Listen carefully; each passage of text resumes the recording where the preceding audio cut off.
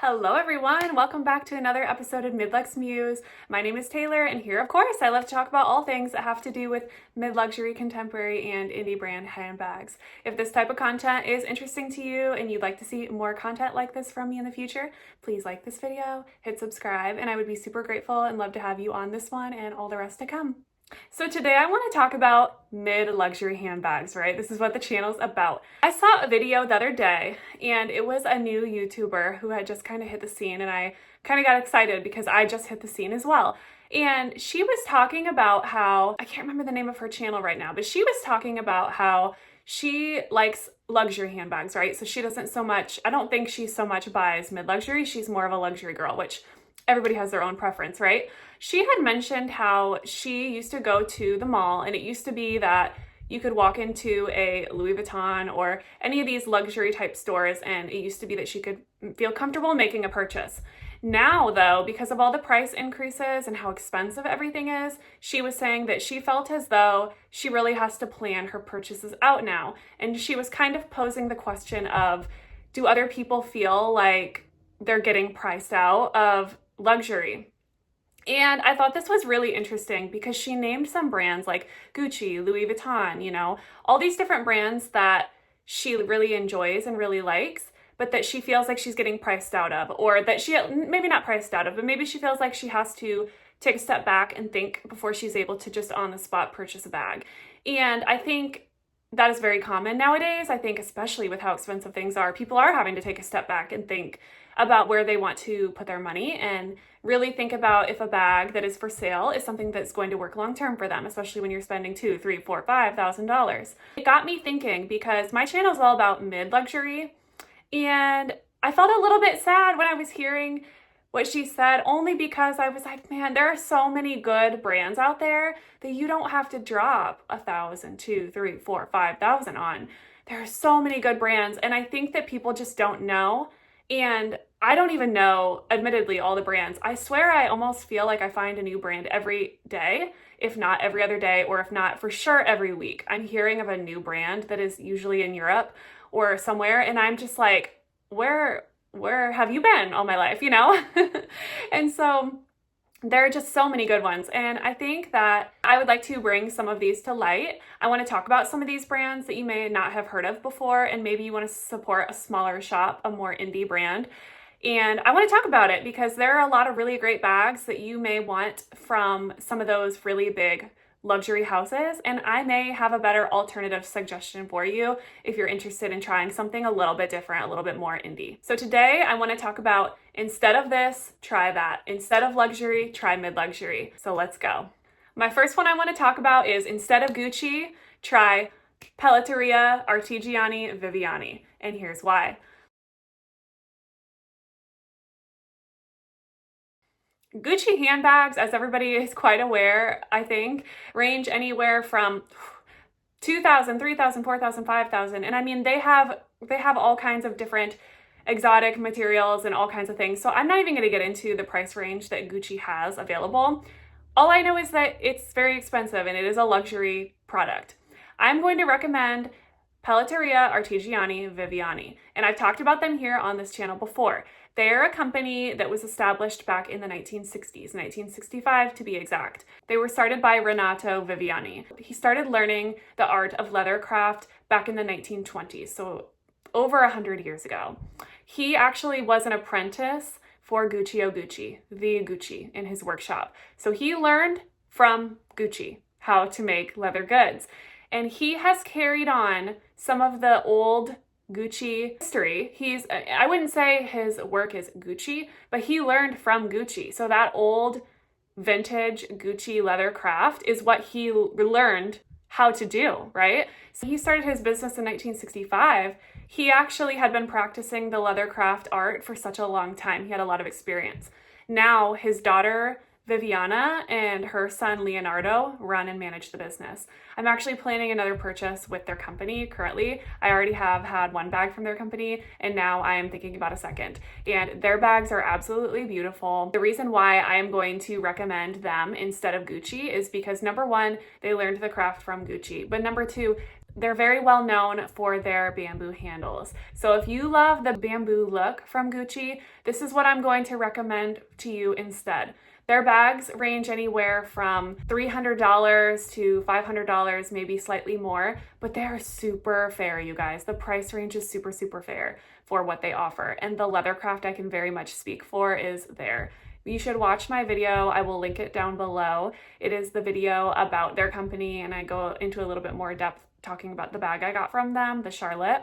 But for this, I'm going to recommend any of their bamboo bags. Well, any of their bags in general, because they're all beautiful and they're all stunning and they're all made from the heart in a family-owned business in Florence, Italy. They've been around, like I said, since 1965 when they were founded, and it's a family-run business. So Leonardo and his mom and a couple other people that work there are the ones who make your bags. And if you reach out to the company, you're going to be speaking to Leonardo. You're speaking to the grandson of the one who founded this company. And it is a very, very beautiful thing. I love them. I love their company, and I can go on and on and on. But instead of Gucci, I'm going to recommend Pelletteria Artigiani Viviani. The next company I'm going to recommend is, instead of Bottega Veneta, try Bottega Giotti.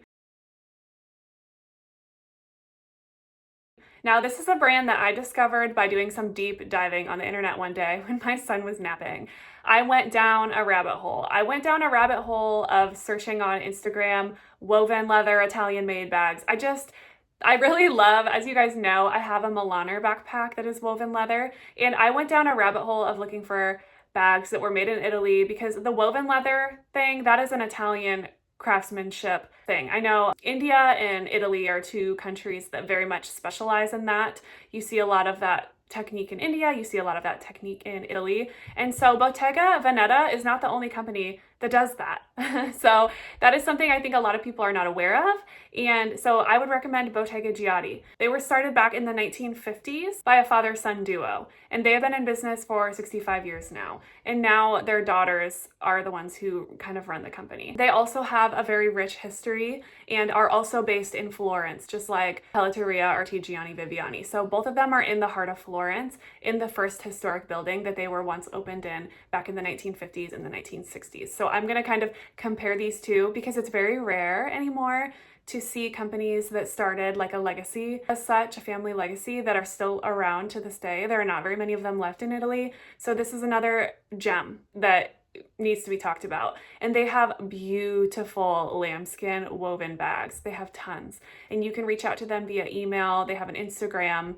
I have considered purchasing from them before. They also make backpacks that look like the one I have from Milaner. They make the same style backpack as well. So if you like this style, they offer it as well in some other colors. They also offer a taupe. So I actually wanted the taupe color at one time because Milaner does not offer the taupe, but Bottega Giotti does. So if you like a taupe and you like this backpack, definitely reach out to them and they have it. They have all kinds of beautiful bags. Their bags would range anywhere from about $500 to $1,300, within that range. So they are above the $1,000 threshold, but that's about as high as it gets. I don't see any bags on their website that are over $1,300. So it's about the very, very top tier of mid-luxury. They also have a really pretty texture and design called the Wave Line, which is different from Bottega Veneta, but if you're looking for something a little bit more unique, definitely take a look at this one as well. I just think that their designs are very beautiful, very innovative, something you don't see all the time, and it still gives the Bottega Veneta vibe without costing you Bottega Veneta dollars.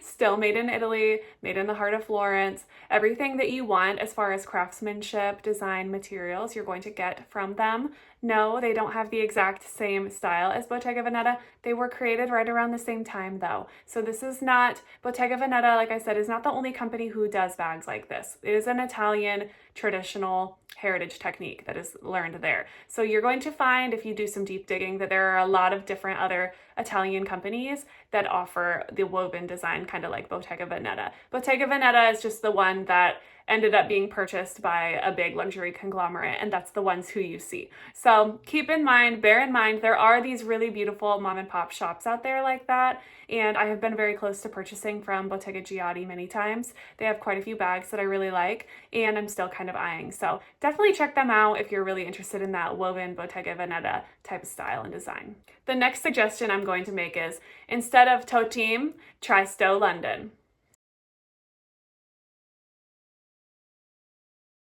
Toteim has a bag style called the T-lock bag, and it's very kind of reminiscent of the Stowe London East-West bag. Now, I think Stowe London came second, I want to say. I would have to do some deep diving on that to confirm, but Stowe London is more of a newer brand, and it's one that Tanner Leatherstein is now the director of craftsmanship for. And I have heard many reviews from Toteim, and I will be honest with you, I have not heard good things. I have looked, and every time I see a review for a Toteim bag, I hear a lot about that the leather and craftsmanship isn't great, that the hardware isn't great, mostly that the feel of the leather isn't great for what you're paying for a bag, $1,100 and up. And so I have to recommend the East-West bag from Stowe London because number one, Tanner Leatherstein raves about them. He now has decided to work for their company, which is very telling, you know, that he would stamp his approval on something that if he didn't really believe in it, he just wouldn't do that. He has had really good things to say, that they have some of the best quality hardware, some of the best quality leathers, that the leather comes from the best tanneries, and that the hardware is made of stainless steel, it's very scratch resistant, and it is gold finished, and all these really amazing qualities that you look for in a bag. And the mini size is only $450, and the normal size, the regular size, is $550. So you're looking at half, if not just a fraction of the price that Toteim's bag is. And so for that reason, I'm going to say instead of Toteim, go for Stowe London. And the next suggestion I want to make is instead of the Louis Vuitton Neverfull, try the Guibert grooming bag. Now, Guibert is a company that I had never heard of until actually just a couple of weeks ago. Guibert is a company that is based out of Paris, France. They were started in 1999, so they are actually a fairly young company. I was very surprised to learn that because the way that their craftsmanship looks, the way, the history, the richness of it all, it seems like it would be a much older company than it actually is. But they were established in saddlery and equestrian type of gear. So saddles, horse bits, think all of that equestrian type of equipment. And they do saddle stitching. So think Hermes, think the way that Hermes does their type of stitching.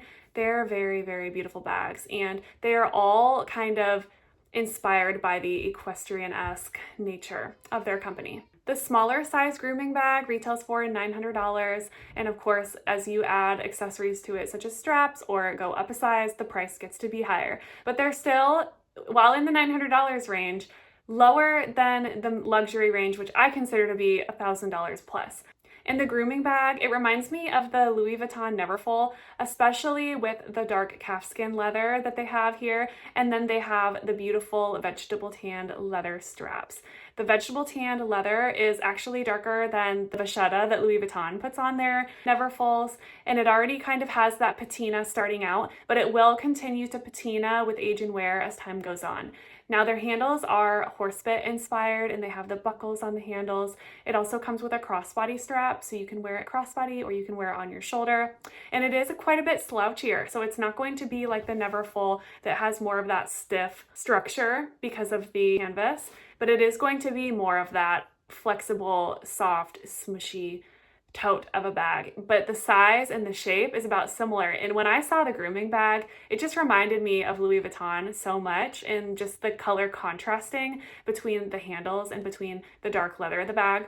Now it also comes in black, and it also comes in a more cognac type of brown color. There are also other colors as well. So these three here, these most basic ones, are not the only colors they offer. They do offer other color combinations as well. So you do have some space and room to make some fun choices there regarding what kind of color you want. But I had to get on here and I had to recommend Guibert because when you purchase a Neverfull, you're purchasing essentially a mostly plastic bag, right? It's coated canvas, so it's canvas with a type of plastic coating, and it's going to make the bag very wipeable, very easy to clean, I suppose, but it's not going to be the most durable of handbags out there.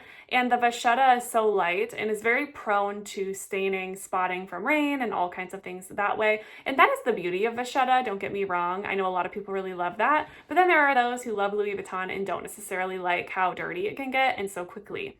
I love that Guibert's design is just overall very classy without being screaming in your face with the logos. And I think that Louis Vuitton, if you're shopping Louis Vuitton, you are looking for some of that style. Louis Vuitton does logos very beautifully, I think. If you're looking for a logo bag that is kind of in your face in that way, Louis Vuitton does do it beautifully. I think, in my opinion, their logos are one of the most beautiful, I think, with the color combination, the contrasting colors of browns and taupes. I think it's the most beautiful logo design. But Guibert is a little more quiet, a little more luxury and mysterious. And I think that if you are seen carrying a Guibert bag, people are going to wonder what you're carrying, especially with the handles and the way it looks. I just thought it was very reminiscent of the Neverfull. And I thought to myself when I saw this bag, wow, here we go. Here's another example of how you can buy a very beautiful, better quality mid-luxury bag for just a fraction of the price that a Neverfull costs. So I had to bring this one up because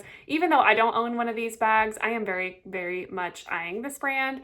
I saw Alice in Paris talk about this bag. She has 2 of them. Then my friend Demi actually sent me the link to this, actually before I had seen Alice in Paris talk about this bag. So it's been on my radar now for a couple of weeks, and I know Demi very much wants this bag. Her YouTube channel is Demiluxee. She's also a new YouTuber, so please check her out. She makes beautiful, lovely content about mid-luxury handbags as well. And yeah, so they are on my radar. I am looking at them, very much considering maybe someday purchasing one. It's a little out of my budget right at the moment, but trust that if I had to pick between the two, whether it be a Neverfull from Louis Vuitton or this bag from Guibert Paris, I would 100% be choosing Guibert. And then lastly, I wanted to suggest, instead of the Dior saddlebag, try the Neos Bernice saddlebag.